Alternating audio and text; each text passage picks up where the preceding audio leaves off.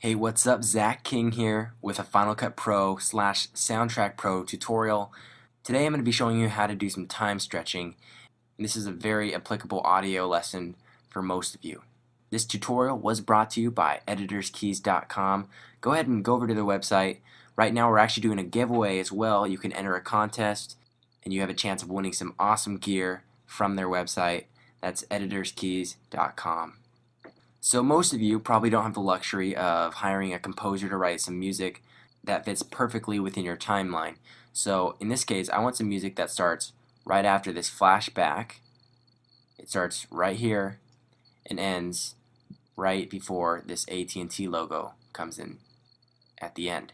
So what I want to do is basically have music that fits between here. Now we're going to take this in the Soundtrack Pro and do some stretching and some music. So let me show you how to do this. I'm going to right click on my sequence. It's called AT&T New 1.5. I'm going to go to Send to Soundtrack Pro Multi-Track Project. A dialog will come up to ask me to save it. I'll say yes. So we're in Soundtrack Pro. Here's the layout. If you've never been in here, I've got a couple tutorials to show you and walk you through so you can get comfortable. But for now, go ahead and hit Command T. That'll open up a new track here. We can even name it our music track. Now if you come into our search tab, we're going to see soundtrack, sound effects, instruments, etc. I'm going to select music beds, which it's already selected. I'm going to come down and find some music, and this is anything that's already pre-composed. They have different lengths.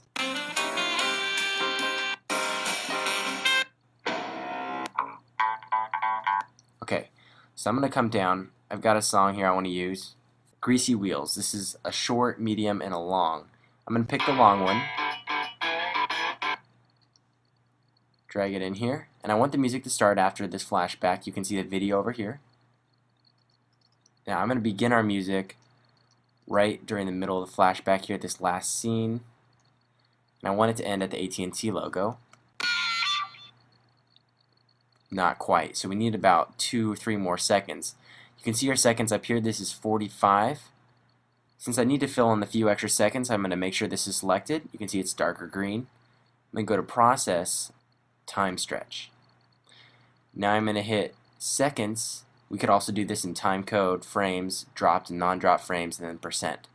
I'm going to do this in seconds since I know that I want it to go to about 42 seconds. Hit 42. Okay. Now in our editor, you're going to see it's actually added this extra white area. It's given us some more frames to work with, so I'm going to open this up, and voila. So let's check and see how this sounds.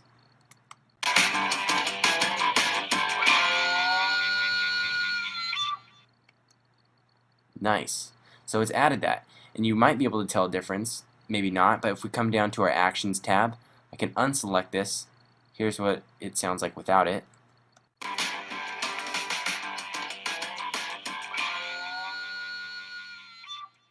And with it.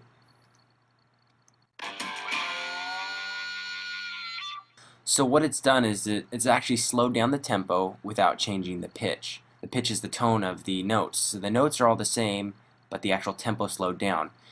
So if you do it like just a few extra seconds like I did, I added 3-4 seconds, that's going to be unnoticeable for most people. So the next step is taking it back into Final Cut Pro. We're going to go down to Export, Command E. I'm going to call it AT&T Final Music. We're going to make sure this is on a master mix. Check that. Also check AIFF file, 16-bit, 48 kilohertz. And then what you want to make sure is checked is after export, send files to Final Cut Pro sequence. Now we're going to hit export. Now this automatically prompts Final Cut Pro to open. It has an import XML dialog window that pops up. Just fancy language for bringing something from soundtrack to Final Cut. Destination, it's asking if it can be in this project right here, the AT&T commercial. I say OK. And hit OK. Now our new sequence is brought in AT&T Final Music, which is the name we saved it. I'm going to go ahead and check the ending and make sure it looks OK. It's not rendered.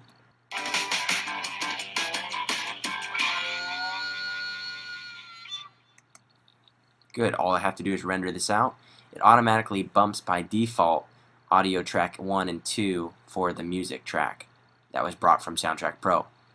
So there's how you time stretch music in Soundtrack Pro.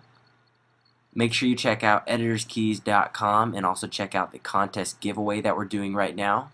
You can win some awesome prizes for just being creative and making a quick video. Also check my website out, finalcutking.com. I'm keeping you posted. I'm Zach King, and I'll see you in the next video tutorial.